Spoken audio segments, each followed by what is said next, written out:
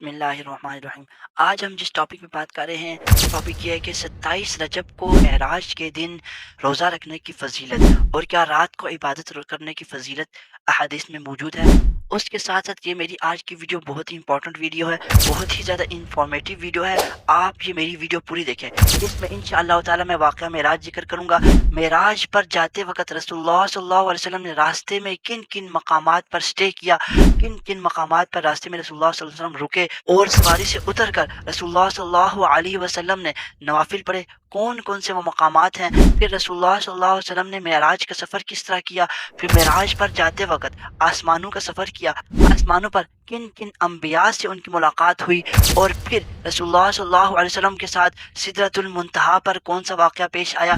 सिदरतुल मुंतहा के बाद रसूलुल्लाह सल्लल्लाहु अलैहि वसल्लम के दिल के अंदर जो परेशानी लायक हो रही थी, अल्लाह रब्बुल इज़्ज़त ने उस परेशानी को किस तरह दूर किया।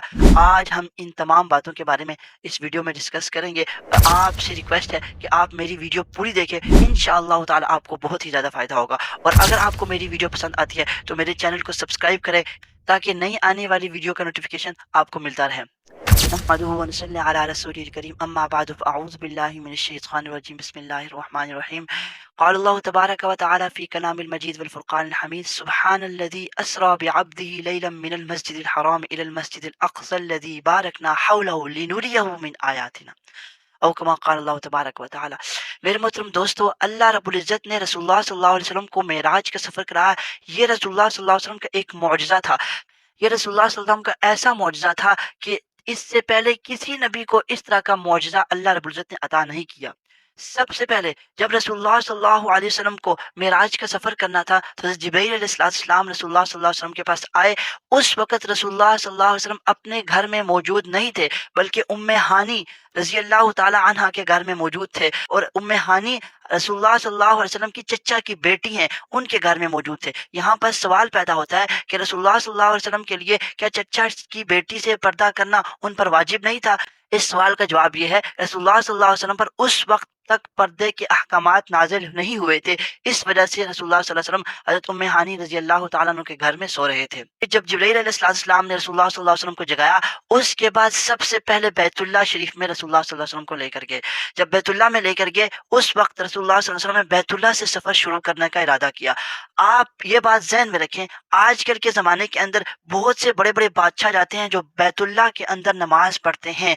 अब बैतुल्लाह का जो एरिया है, वो कितना एरिया है, हम जो देखते हैं बैतुल्लाह को, वो 4 कोनों की शक्ल में बना हुआ है, लेकिन जो असल बैतुल्लाह था, वो जो साथ में हतीम की दीवार लगी हुई है, वो हतीम भी बैतुल्लाह में शामिल था। जब आखिरी बार बैतुल्लाह की तामीर की गई, उस वक्त जो हतीम वाला हिस्सा है, इसको बैतुल्लाह से निकाल दिया गया था। तो रसूलुल्लाह सल्लल्लाहु अलैहि वसल्लम ने जो सफ़र शुरू किया, वो हतीम से शुरू किया।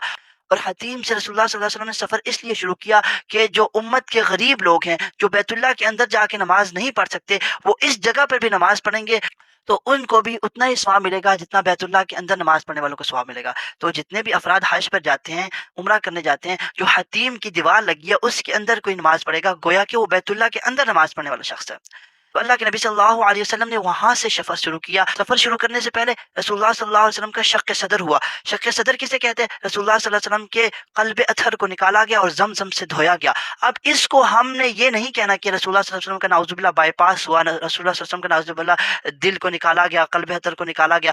इसको जब भी हम ज़िक्र करेंगे तो ये बात कहनी है रसूलुल्लाह सल्लल्लाहु अलैहि वसल्लम का शक़्क़ सदर हुआ। ये रसूलुल्लाह सल्लल्लाहु अलैहि वसल्लम के अदब का लिहाज़ रखते हुए ये बात हमें कहनी चाहिए। रसूलुल्लाह सल्लल्लाहु अलैहि वसल्लम का शक़्क़ सदर इससे पहले भी हुआ। सबसे पहले 2.5 साल की उम्र में हुआ, फिर 10 साल की उम्र में हुआ, फिर जब नबी सल्लल्लाहु अलैहि वसल्लम को नबूवत मिली उस वक़्त हुआ, फिर जब रसूलुल्लाह सल्लल्लाहु अलैहि वसल्लम मेराज पर जा रहे थे उस वक़्त रसूलुल्लाह सल्लल्लाहु अलैहि वसल्लम का शक़्क़ सदर किया गया। अज़ीज़ तलबा और मेरे मोहतरम दोस्तों, ये बात ज़हन में रहे, रसूलुल्लाह सल्लल्लाहु अलैहि वसल्लम का इस वक़्त शक़्क़ सदर इसलिए किया गया कि रसूलुल्लाह सल्लल्लाहु अलैहि वसल्लम आलम दुनिया से निकल कर आसमानों के जहानों में जा रहे हैं। वहाँ की जो नूरानी कैफ़ियत हैं, वो रसूलुल्लाह सल्लल्लाहु अलैहि वसल्लम कैफ़ियत को ज़म कर सकें अपने अंदर, उन कैफ़ियत को बर्दाश्त कर सकें, इसलिए रसूलुल्लाह सल्लल्लाहु अलैहि वसल्लम के दिल को रसूलुल्लाह सल्लल्लाहु अलैहि वसल्लम इसलिए रसूलुल्लाह सल्लल्लाहु अलैहि वसल्लम का शक़्क़ सदर किया गया। उसके बाद जब मेराज का सफ़र शुरू हुआ, बुराक सवारी ऐसी सवारी है जो इंतहाई तेज़ सवारी है। रिवायात में आता है जहाँ तक इंसान की निगाह जाती है, उस सवारी का एक कदम वहाँ तक पहुँचता था। اس براق سواری پر بیت المقدس کا سفر کیا گیا۔ راستے میں رسول اللہ صلی اللہ علیہ وسلم کے کئی جگہ پہ اسٹے ہوا۔ سب سے پہلے اس وقت مدینہ منورہ کے اندر اسلام کی دعوت نہیں پہنچی تھی۔ رسول اللہ صلی اللہ علیہ وسلم کو مدینہ منورہ میں اتارا گیا سواری سے۔ وہاں پر رسول اللہ صلی اللہ علیہ وسلم نے مدینہ منورہ کے اندر 2 نوافل ادا کیے۔ 2 نوافل پڑھنے کے بعد رسول اللہ صلی اللہ علیہ وسلم پھر سواری پر سوار ہوئے۔ سوار ہونے کے بعد سفر شروع کیا۔ پھر آگے ایک بیت اللحم ایک مقام آتا ہے، اس جگہ پر حضرت عیسیٰ علیہ السلام کی ولادت ہوئی تھی۔ اور اس کے بعد رسول اللہ صلی اللہ علیہ وسلم سواری پر سوار ہوئے۔ پھر ایک مقام آتا ہے طور سینا، وہاں پر رسول اللہ صلی اللہ علیہ وسلم نے اسٹے کیا، وہاں پر رکے رسول اللہ صلی اللہ علیہ وسلم۔ اس کے بعد رسول اللہ صلی اللہ علیہ وسلم حضرت موسیٰ علیہ السلام کی قبر پر جا کر رکے۔ مسلم شریف کی روایت ہے، رسول اللہ صلی اللہ علیہ وسلم نے ارشاد فرمایا، سرخ رنگ کے ٹیلے تھے، ان کے پاس جا کے میں رکا اور وہاں پر حضرت موسیٰ علیہ السلام کی قبر تھی، اور میں نے جب قبر کے اندر غور سے دیکھا حضرت موسیٰ علیہ السلام وہ نماز پڑھ رہے تھے۔ اس کے بعد رسول اللہ صلی اللہ علیہ وسلم بیت المقدس میں گئے، وہاں پر انبیاء کرام علیہ السلام موجود تھے، اور انبیاء کرام علیہ السلام کے درمیان ایک بحث چل رہی تھی، اور یہ چل رہی تھی کہ قیامت کب آئے گی۔ اور رسول اللہ صلی اللہ علیہ وسلم جب پہنچے، تمام انبیاء اپنی اپنی رائے دے رہے تھے۔ جب رسول اللہ صلی اللہ علیہ وسلم وہاں پہ پہنچے، اس وقت رسول اللہ صلی اللہ علیہ وسلم نے یہ بات فرمائی کہ ان اللہ عندہ علم الساعہ، کہ قیامت کا علم صرف اللہ رب العزت کے پاس ہے۔ اور پھر رسول اللہ صلی اللہ علیہ وسلم وہاں پر جب پہنچے، تمام انبیاء پہلے سے موجود تھے، حضور وہاں پر بعد میں پہنچے، اور حضور صلی اللہ علیہ وسلم نے وہاں پر نماز پڑھائی۔ یہاں پر ایک مسئلہ اور بھی ذہن میں رکھیں، جب امام مسجد میں آتا ہے تو مقتدیوں کو پہلے سے موجود ہونا چاہیے۔ امام بعد میں آئے اور بعد میں آ کر نماز پڑھائے، یہ امام کے لیے کوئی عیب کی بات نہیں ہے، یہ رسول اللہ صلی اللہ علیہ وسلم کی سنت ہے، جو رسول اللہ صلی اللہ علیہ وسلم نے بیت المقدس کے اندر بعد میں آ کے نماز پڑھائی تھی۔ اور پھر رسول اللہ صلی اللہ علیہ وسلم نے آسمانوں کا سفر کیا، پہلے آسمان کا سفر کیا، پھر دوسرے آسمان کا سفر کیا، تیسرے آسمان، کرتے کرتے سارے آسمانوں کو کراس کیا۔ اچھا، ان آسمانوں میں رسول اللہ صلی اللہ علیہ وسلم کی انبیاء کرام علیہ السلام سے ملاقات ہوئی۔ سب سے پہلے آدم علیہ السلام سے ملاقات ہوئی، نوح علیہ السلام سے ملاقات ہوئی، پھر عیسیٰ علیہ السلام سے ملاقات ہوئی، ادریس علیہ السلام سے ملاقات ہوئی، حضرت یوسف علیہ السلام سے ملاقات ہوئی، حضرت موسیٰ علیہ السلام سے ملاقات ہوئی۔ پھر یہ ساری ملاقاتیں ہوئی۔ ملاقاتیں ہونے کے بعد جب رسول اللہ صلی اللہ علیہ وسلم آگے سفر کر رہے تھے، پھر ایک مقام ایسا آیا جسے سدرۃ المنتہا کہا جاتا ہے۔ اب تک جتنے بھی مقامات پہ، ان مقامات پر رسول اللہ صلی اللہ علیہ وسلم کے ساتھ جبرائیل علیہ السلام موجود تھے، لیکن جب آگے سدرۃ المنتہا کا مقام آیا، وہاں پر جبرائیل علیہ السلام نے کہا، یا رسول اللہ، آگے میں آپ کے ساتھ نہیں جا سکتا، آگے صرف آپ ہی اکیلے جا سکتے ہیں، آگے کچھ ایسے نور کے پردے ہیں جہاں سے آگے اگر میں جاؤں گا تو میرے پر جل جائیں گے۔ رسول اللہ صلی اللہ علیہ وسلم نے وہاں سے آگے اکیلے سفر کیا۔ اب میں آپ کو وہ بات بتاتا ہوں، یہاں سے آگے رسول اللہ صلی اللہ علیہ وسلم کو تھوڑی سی پریشانی لاحق ہو، جب انسان اکیلا ہو جاتا ہے سفر کرنے میں، اور 7 آسمانوں سے اوپر کا سفر، سدرۃ المنتہا سے اوپر کا سفر، انسان کے اندر تھوڑی سی پریشانی آ جاتی ہے کہ میں اکیلا ہوں۔ اس وقت اللہ رب العزت نے ایک فرشتے کو حکم دیا، اور فرشتے نے صدیق اکبر رضی اللہ تعالیٰ عنہ کی آواز کے اندر رسول اللہ صلی اللہ علیہ وسلم سے کچھ گفتگو کی، کچھ بات کی، جس سے رسول اللہ صلی اللہ علیہ وسلم کے دل سے وہ پریشانی دور ہو گئی۔ پھر اللہ کے نبی صلی اللہ علیہ وسلم نے اللہ رب العزت سے فرمایا، التحیات للہ والصلوات والطیبات، یہ رسول اللہ صلی اللہ علیہ وسلم نے اللہ رب العزت سے ارشاد فرمائی۔ اور پھر رسول اللہ صلی اللہ علیہ وسلم کو اللہ رب العزت نے آگے سے جواب دیا، السلام علیکہ ایھا النبی، سلامتی ہو اے نبی آپ پر۔ پھر رسول اللہ صلی اللہ علیہ وسلم نے اس سلامتی میں تھوڑی سی ترمیم کی اور کہا، السلام علینا وعلی عباد اللہ الصالحین۔ یہاں پر بھی آپ اندازہ کریں، رسول اللہ صلی اللہ علیہ وسلم اپنی امت کو نہیں بھولے، اور یہاں پر رسول اللہ صلی اللہ علیہ وسلم نے فرمایا، سلامتی ہو مجھ پر اور سلامتی ہو نیک بندوں پر۔ اور پھر اللہ رب العزت سے ملاقات ہوئی۔ اب اللہ سے کیا باتیں ہوئی، یہ صرف اتنا ہی ہمیں پتا ہے کہ اللہ رب العزت سے ملاقات ہوئی، اللہ رب العزت سے گفتگو ہوئی۔ اس کے بعد جب نبی صلی اللہ علیہ وسلم واپس آ گئے، اور رسول اللہ صلی اللہ علیہ وسلم نے راستے میں جنت کو بھی دیکھا، جہنم کو بھی دیکھا، وہ جگہ بھی دیکھی جہاں پر دنیا سے انسانوں کے اعمال پہنچائے جاتے ہیں، وہاں پر لکھا جاتا ہے۔ اس کے بعد واپس آئے، یہ تھا معراج کا واقعہ۔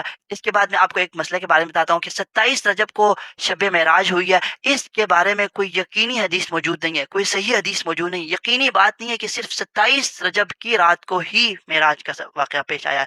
صحیح روایت کسی بھی حدیث کی کتاب کے اندر موجود نہیں ہے کہ 27 رجب کو کی رات کو رسول اللہ صلی اللہ علیہ وسلم نے معراج کا سفر کیا۔ اب 27 رجب کی رات کو عبادت کرنی چاہیے کہ نہیں کرنی چاہیے؟ بالکل عبادت کرنی چاہیے، رات کو زیادہ سے زیادہ عبادت کرنی چاہیے۔ اس کی وجہ یہ ہے کہ رسول اللہ صلی اللہ علیہ وسلم جب رجب کا مہینہ آتا، شعبان کا مہینہ آتا، رجب کے مہینے سے ہی عبادات کی کثرت شروع کر دیتے، رمضان کی تیاری کیا کرتے تھے۔ تو لہٰذا ہمیں چاہیے 27 رجب کو بھی ہمیں عبادت کرنی چاہیے، 26 رجب کو بھی ہمیں عبادت کرنی چاہیے راتوں کو، اور اسی طرح 27 کے بعد 28 رجب کی رات کو بھی ہمیں عبادت کرنی چاہیے۔ کثرت کے ساتھ عبادت کریں، کثرت کے ساتھ رسول اللہ صلی اللہ علیہ وسلم پر درود شریف پڑھے، جتنا زیادہ ہو سکے انسان کو چاہیے لیکن اس میں نیت یہ نہیں کرنی کہ آج کی رات معراج کی رات ہے۔ اسی لیے جو آگے آنے والا دن 27 رجب کا ہے اس میں روزہ رکھنے کی کوئی فضیلت نہیں ہے۔ اگر انسان روزہ رکھتا ہے نفلی روزہ تو اس کو ثواب ملے گا، لیکن اس میں یہ نیت کرنے کی اجازت نہیں ہے، بالکل جائز نہیں ہے یہ۔ اس کی وجہ یہ ہے کہ رسول اللہ صلی اللہ علیہ وسلم کے زمانے کے اندر، رسول اللہ صلی اللہ علیہ وسلم کی حیات طیبہ کے اندر 27 رجب کتنی مرتبہ آیا، لیکن رسول اللہ صلی اللہ علیہ وسلم نے کوئی روزہ نہیں رکھا۔